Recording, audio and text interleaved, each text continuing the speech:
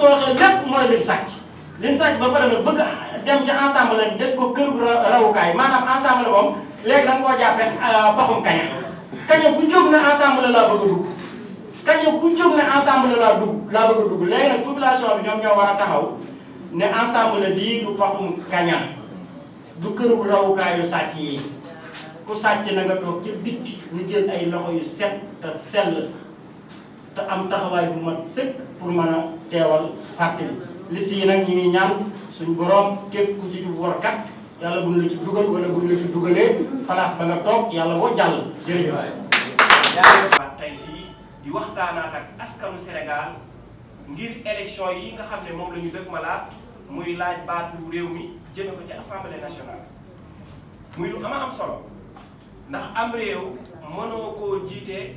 doxal ko na nga ko bëgg a doxalee te amoo majorité assemblée nationale. te assemblée nationale bi fi nekkoon ñëpp xamoon nañ ne moom ak sabar bu tas ñooy am député yi dajee di xeex di dóorante ay bopp dajaloo fa di wax war a wax loo xam ne mooy njariñu askan wa di wax loo xam ne mooy njariñu ka jiite seen parti di APR du assemblée boobu la Sénégalais yi bëggoon moo tax bu ko président dissoudre Sénégalais yëpp dañ ne alhamdulilah ñu jàpp nag ci date bu gàtt ñu war a dem ci ay élection te ñu gis ne Pastef dafa demoon ci ay élection ca gannaaw ngir jëmoon ci assemblée nationale mu àndoon ci ak PUR ba ñuy ñëw yaakaar naa 2 députés lañ amoon bañ demee ci élection yi am nañ 11 députés Khalifa Sall ñëw ak gàngooram ba muy ñëw 4 députés la amoon ba mu demee am na 13 députés PDS xaw ma 5 xaw ma 6 bi mu ñëwee ñoom am nañ 25 députés te loolu lépp ñu ngi ko amee ci kartanu Pastef kon tey jàpp naa ne Pastef boobu su taxawee ci terrain bi dëggal boppam jàpp naa ne mboolem la ñooñu amoon dina ko waabale téye ko ci nu mu ko neexee léegi nag mu des bu tuuti loo xam ne parti bi daf ko xaw a am jafe-jafe muy région Sénégal yi Macky Sall kenn ku ci nekk xam ne ne Sénégal yi soppuñu ko ci doxalina ni mu yoree woon réew mi waaye ku mën a politique la boo xoolee sous région bi tey boo demee Saint-Louis da nga fa fekk leaderu APR nga dem Louga ñaari leaderu APR ña nga fa nga dem Touba la même chose Pastef dafa desee am kàttan ci région yi am leader boo xam ne su jógee askan wa jóg balaa président di ñëw wala premier ministre di ñëw lépp loo xam ne parti ba soxla na ko ñu dajale mbooloo ma kooka it nekk fa koo xam ne kuy jariñ askan wa amal leen jariñ askan wa am ci moom amul ak ràññiku boo xam ne tey président bu fa jëmee du am benn jafe-jafe pour ñooñu recevoir lu dul ne Pastef ci kattanu Ousmane Sonko rek ci la ñuy demee ndax Ousmane Sonko nit ñi bëgg nañ ko réew mi xam nañ ko lu mu joxe ñu ne gongo waaye loolu rek doyul du Ousmane Sonko moo mën a teew fépp kon faawu gox-goxaan yi gars yi war nañu jóg dëggal seen bopp taxawaay bu dëgër ngir parti bi dooleem gën a yaatu ci réew mi parce que kenn ku ci nekk gis na ne côté Kolda ainsi de suite foofa kattan gi ñu fa war a am dëgg-dëgg des na kon loolu liggéey la laaj bu ko defee gars yi ñu ngi jëm ci élection député ñun soxla nañ am kenn ku ñu teewal assemblée nationale wala ñaar ba ñett loolu gars yi ñu ngi ciy nosoo ñu ngi ciy liggéey ñu ngi ciy waxtaan waaye li am solo xiiroo ak xëccoo ak ŋaayoo du am bàyyi ko ci ñun te lépp li nga xam ne ñun suñu yitte la mooy li nga xam ne mooy dooleel projet bi li nga xam ne mooy tax ñun ñu réussir ci assemblée nationale bi nga xam ne ca la ñu jëm. mais mu am ñoo xam ne Ousmane bi mu jógee dafa am ñu mu seet koo xam ne daanaka coalition kenn du la ko jàngal moom rek nga mas di ànd def nga ko ci élection yi maire yi fal ay maire gën jàpp waaye ñu ñëw ba élection législative yi est-ce que xam nga bu fekkoon ne liste nationale bi maanaam titulaire bi moo def ndax xam nga ci national ñetti député lañ parce que amoon Ousmane Sonko Soxna Yacine Fall Bassirou Diomaye Diakhar nga xam ne leneen li bu ko amoon moom parce que bu fekkee ne dana am fukki député juróom na sant yàlla mi dara tëwut Macky Sall naan bu la yàlla naree taal say noonu lay def mat loo xam ne moom mu defu tuule daal di gàllankoor liste boobu ci nga xam ay Sambatan ay député Ismaïla Diallo ak ñeneen gis nga ñooñu laajul woon maanaam ay suppléant lañ xool leen fi ñu leen teg moo tax man damaa ne ah man de jàpp naa ne Ousmane Sonko baax na de waaye waruma nangu mu gën maa gore te waa élite loolu la ñu wax mooy bi mbir mi amee mu waroon koo aati moom dafa dellu ca ginnaaw daal di joxoñ Diomaye ñii taxaw naan Diomaye daa yaru tey Ousmane leen ko gën a xam fuuf ñun ñoo leen ko gën a xam fuuf ñun niñ ko wax ba ñu jóg di yendu ak a fanaanaan ba teg fi Diomaye waaye baa xam googu nag man nañoo lor xam nga lu tax askan wi yéen a fal Diomaye fal ku baax koo xam ne loi képp la xam du teggi loi waaye léegi boo yóbbuwaatee assemblée ay saay-saay ay kacapan ay sagari nit ñu tekkiwul dara ñoo xam ne dañ naan dee demee ma disiw de kii bi fuñ jëm waa réew mi sax dama leen di wax bu fekkoon da ngeen a faloon président Diomaye muy tuune waaye mais gën naa bon ngeen fal ay député yoo xam ne nii fee lañ nekk di ay noonu kon def leen vote utile na ngeen ko defe woon kenn du leen ko jàngal fa mu daloon na fa dalaat la ñu waxoon na fa dalaat kon joxaat leen président Diomaye mottali leen seen yéene fi ngeen ko tegoon ngeen teg ko fa te jamono jii nag ñi yuuxu mooy sàcc yi. ñu jël réew mi jox ko ko ba tey yàlla mi ngi ñu dencal Sonko léegi nag ñu jëm ci li nga xam ne poste député la képp ku ci yëkkati say loxo di laal man damaa gëm ne mënoo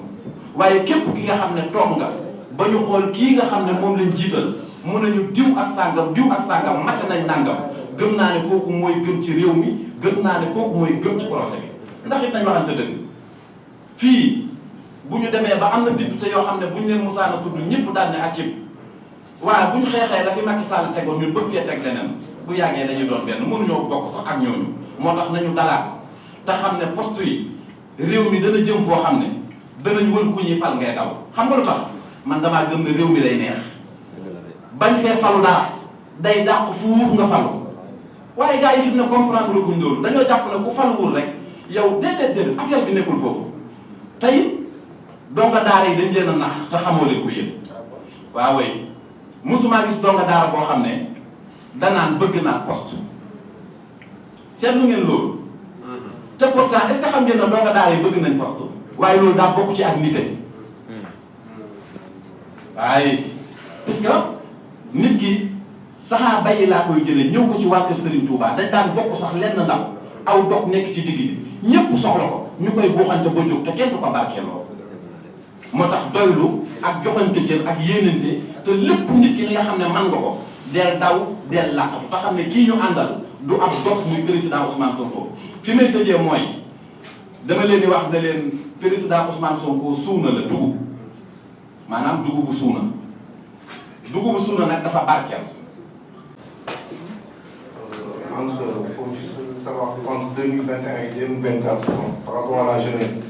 le Sénégal a été plongé dans des crises persistantes qui affectaient son système politique, économique et social. Une situation presque inédite dans un pays jadis considéré comme une nation démocratique, respectueux de l'état de droit et de la bonne gouvernance. Face à cette crise, nous avons pris nos responsabilités et compris qu'on était dans un tournant de notre histoire et qu'on avait un rôle à jouer. Comme la majeure partie de la population, nous adhérions aux idéologies et valeurs prônées par le PASTEF et incarnées par son chef, l'actuel Premier ministre Ousmane Sonko. C'est donc tout naturellement que nos actions nous ont poussés à soutenir le parti pendant cette période difficile où le mot d'ordre était la résistance. C'est donc c'est ainsi que nous avions pris part à plusieurs marches et manifestations aux côtés de beaucoup de leaders. Nous tenions des réunions au niveau de l'actuel siège de l'association pour organiser nos interventions. Nous nous sommes également illustrés pendant la campagne.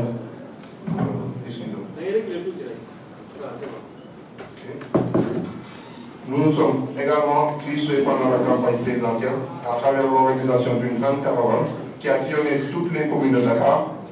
Mbour, Saly, Louga, Darou Mousty, Kébémer, Saint-Louis, Mbacké